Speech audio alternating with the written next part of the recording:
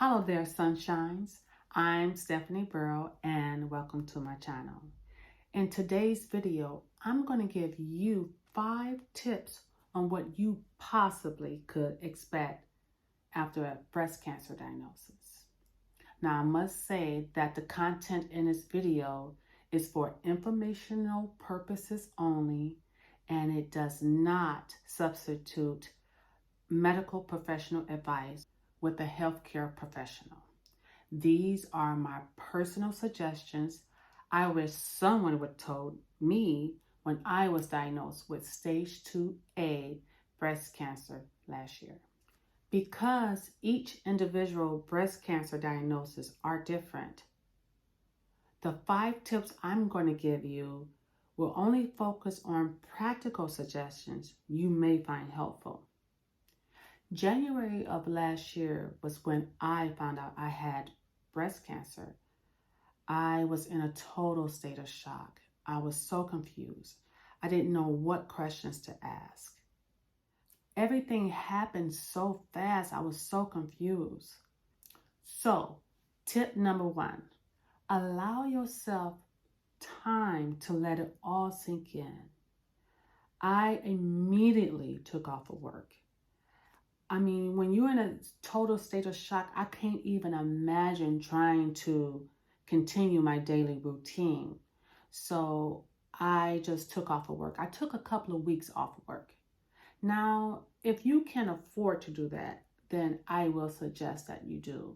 Because when you've been hit with a heavy blow like you have cancer, you have to let it all sink in. It just, you're in a total state of shock. You have to let it sink in. So for me personally, I had to take the time out.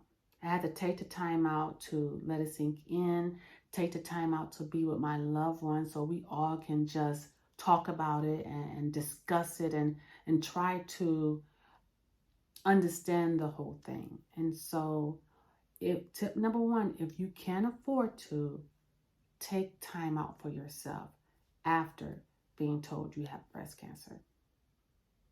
Now, tip number 2, please research your particular breast cancer diagnosis. The reason why I said that, I have a little story.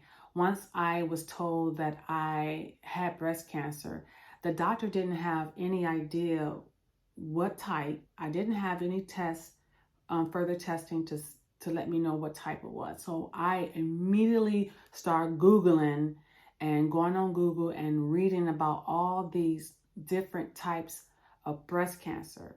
For an example, you have HER2. That's the one I looked up and scared me to death. Then you have metastatic breast cancer, lobular carcinoma, ductal carcinoma. There are many breast cancers out there.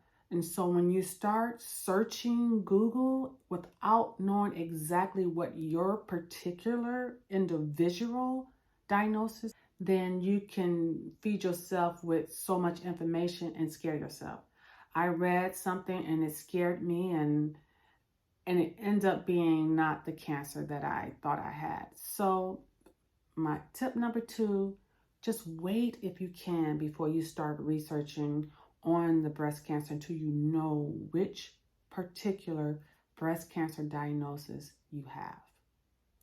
Now, that brings us to tip number 3. Write down questions to take to your doctor visits. The reason why I say that, and you're probably doing it already with regular doctor visits, but when you're told that you have cancer, sometimes you're not thinking correctly, or you have a bunch of questions that you may ask, and writing it down for your doctor is very helpful because you have it in writing. And when you're in a doctor's office, just take the time out to say, hey, I got a list of questions I want to ask.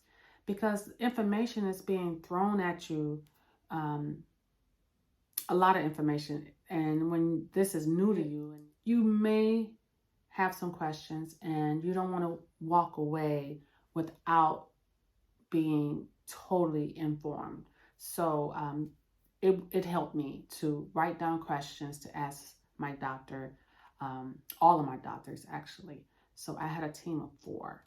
And so that way you can be totally informed, and then you know how to start planning on what you need to do to take care of yourself. And another thing, if you do not understand something, don't be afraid to ask them to break it down for you. I remember talking to my surgeon, and she was giving me some details and throwing some words out there that I didn't know. And I had to tell her, can you please slow it down a little bit, or can you explain it to me in layman terms? And so what she did was, she did something better. She took a sheet of paper and she drew like just an example of what was about to happen to me with my procedure. And so I thought that was and I still have that piece of paper. I should have got it before this video, but just to show you that don't be ashamed to tell them to please put things in words that is easily understandable for you. And that brings me to tip number 4. If it's all possible, please take someone else with you on your doctor visits. I say that because when you're giving so much information, your mind can be cluttered. You're in your own headspace, and you're trying to pay attention, but you just can't stay focused. So having that extra person there, perhaps to take notes, is very helpful. It's going to help you so much. And so when you want to review it later, then you have that information there to view it. So it's so important if you can have someone like a family member or a friend to go with you on those visits would be so helpful. So I really do suggest that. And that way you can still have the information that you need to help you during your journey. Now, that brings me to tip number 5.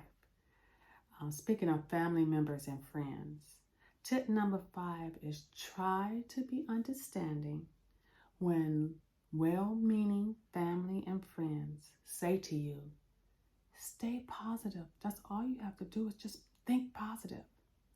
I say that because I had to comprehend what that really means, because to me, it seemed like some people thought if I think positive that the cancer would just disappear.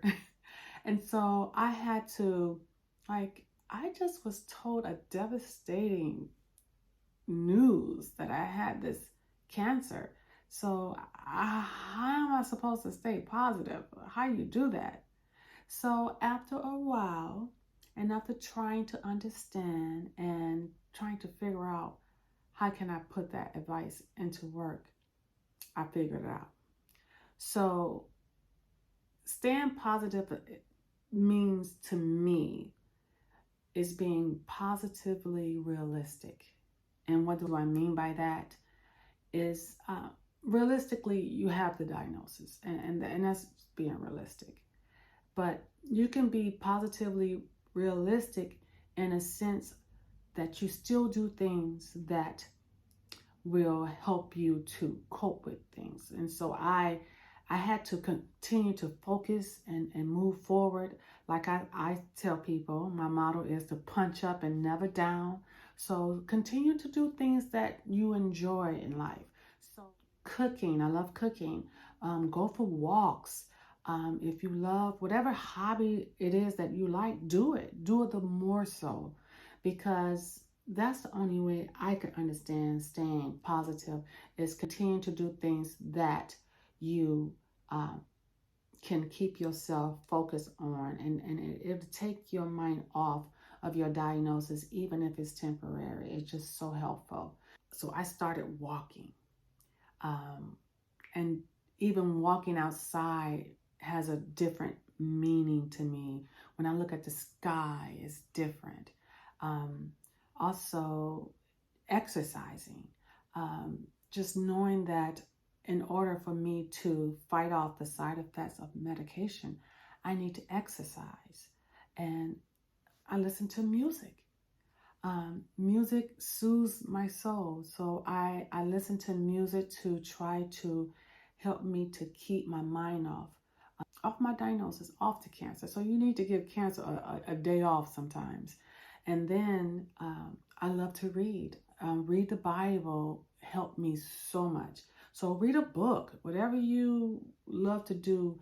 I say do it the more so, especially during this time, and give cancer a couple of days off if you possibly can during your beginning stages of your diagnosis. And so that was my 5 tips that you can possibly use if you were diagnosed with breast cancer.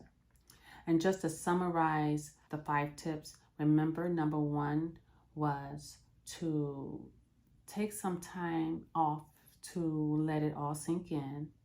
Number 2 is to please research your own particular diagnosis. Point number 3, write down questions to take to your office visit. Point number 4 is to take someone with you to your office visits. And point number 5, try to be understanding with well-meaning family and friends who try to console you.